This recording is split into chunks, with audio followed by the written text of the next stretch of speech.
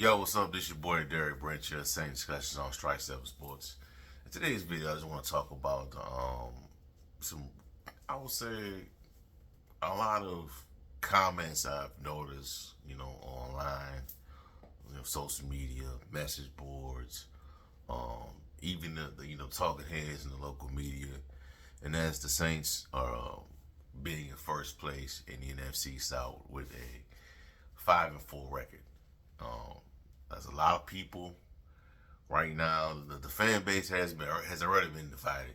Over the whole Derek Carr, team Dennis Allen versus the Jameis crowd and fire Dennis Allen, fire Pete Carmichael. Then you got this other segment that says no, keep him.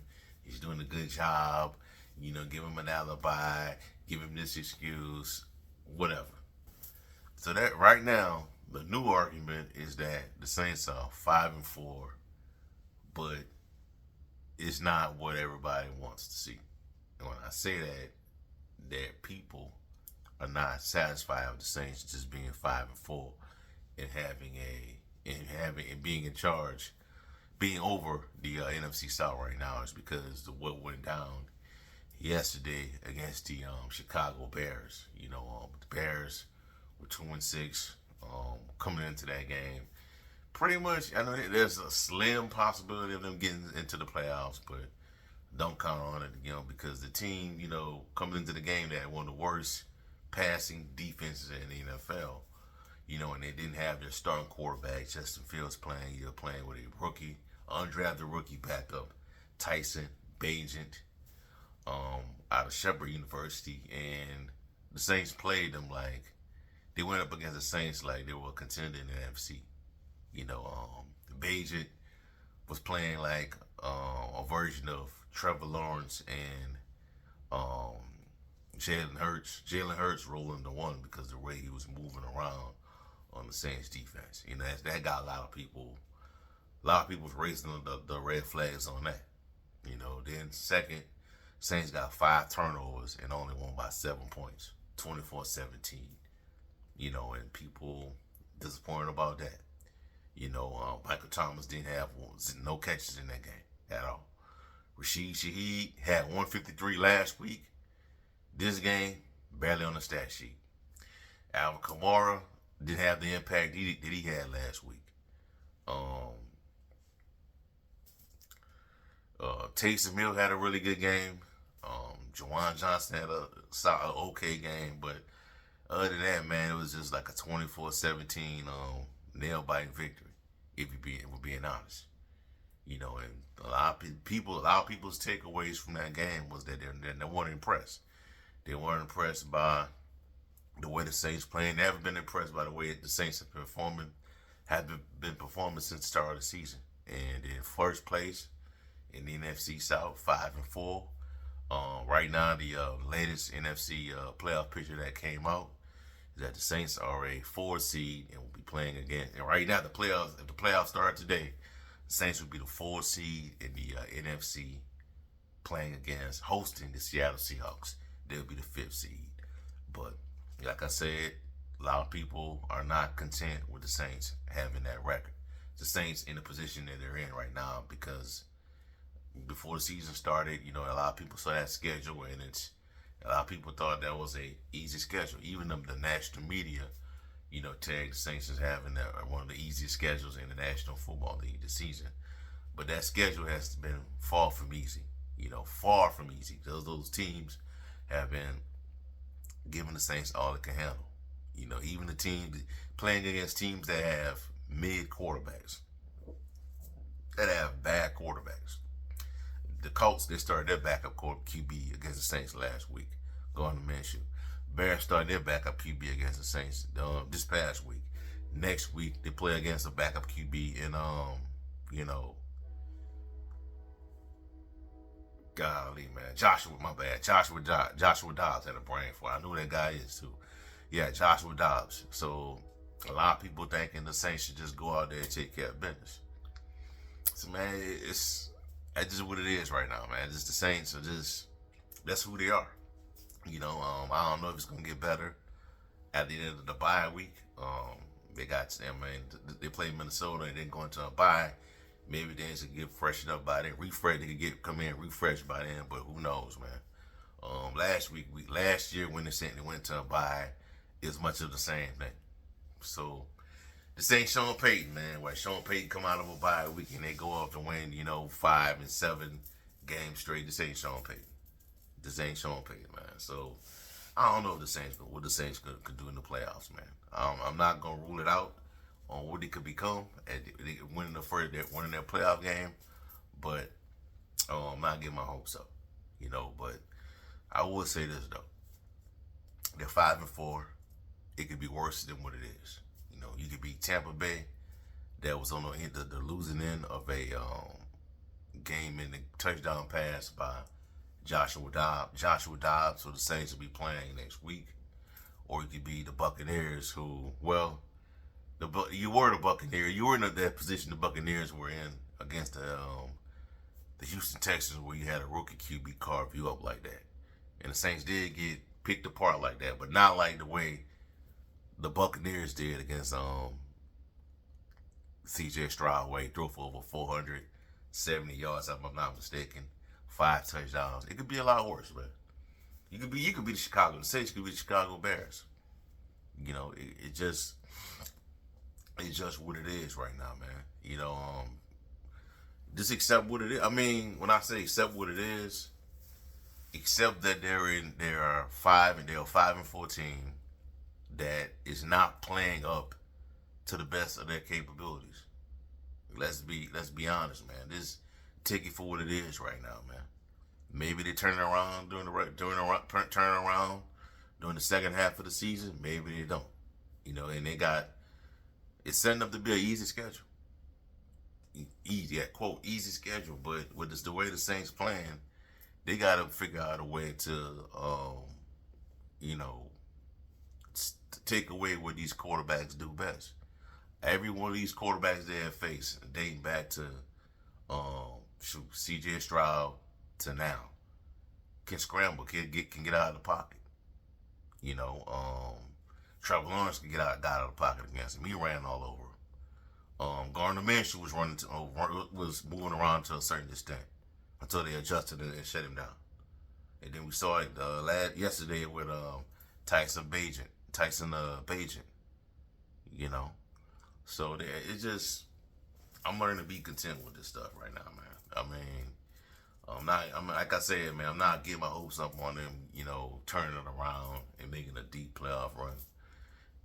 It's going to once the playoffs start, I'm just not, what I'm saying? They're going to either make the playoffs, get blown out, or make the playoffs, win that first game, and possibly go to San Francisco or Philadelphia and get throttled. Who knows, man? But you're 5-4 right now, man. It could be worse. You know what I'm saying? Derek Carr's still in a learning mode of understanding that Saints offense. 1 week he looks like he's comfortable throwing the football, distributing the football to the different playmakers on the team, and then the next week he's not hitting guys wide, not seeing guys wide open, not throwing the football to certain players, making mistakes. It's just what it is right now with Derek Carr, man. And he might change next year. Going to next year, he might not. This might be the ceiling of what the Saints is. They might occasionally get to the playoffs, and then the next year they might not get to the playoffs. That's just what it is with Derek Carr.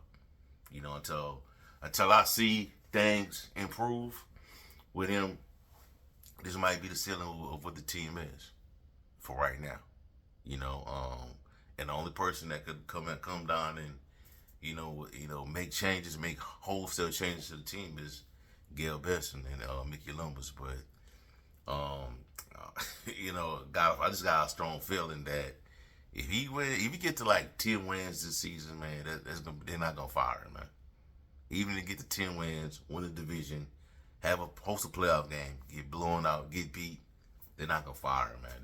They'll view that as progress, and they'll do what they can to tinker the roster during the off season. But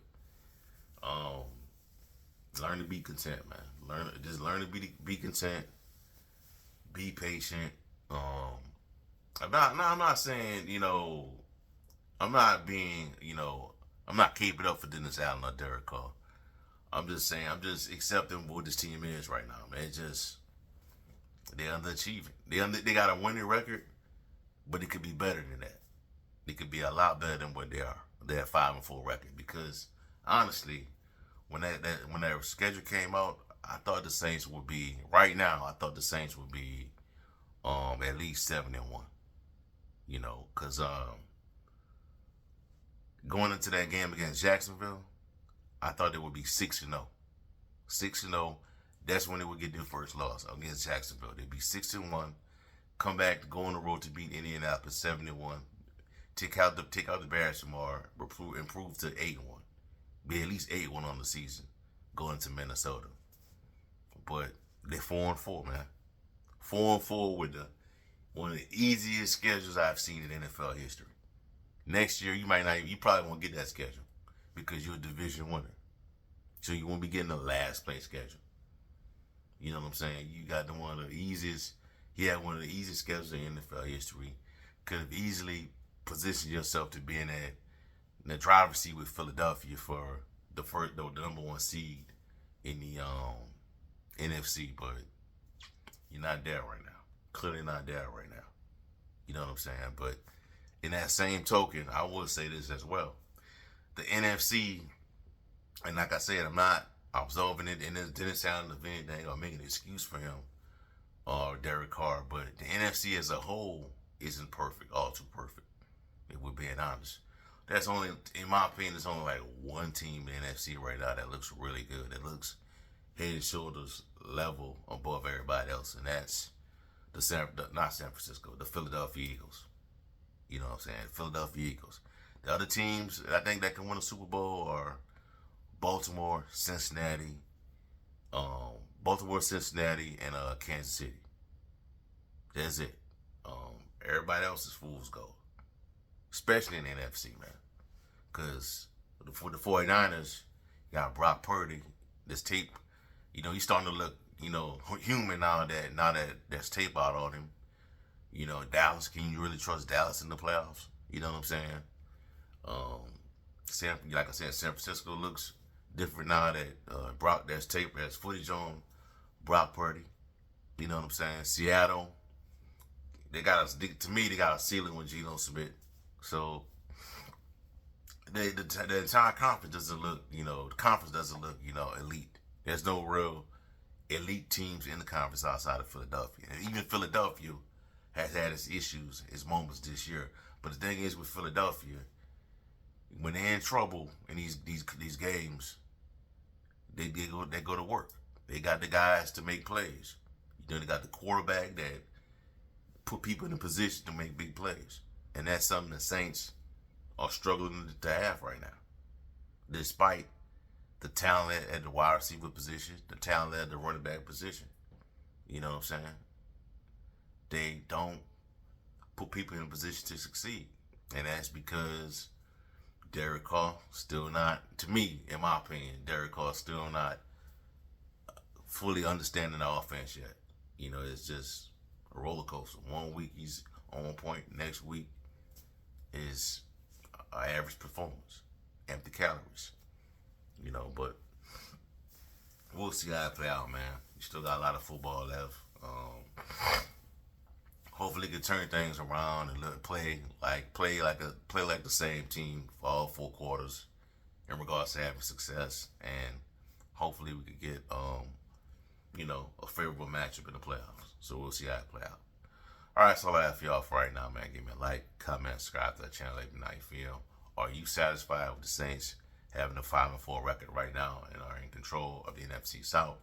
If not, let me know how you feel in the comment section below. And also check out strike7sports.com/Saints. For the latest content in the One Saints organization. Have a blessed day. Peace. I'm out. With that.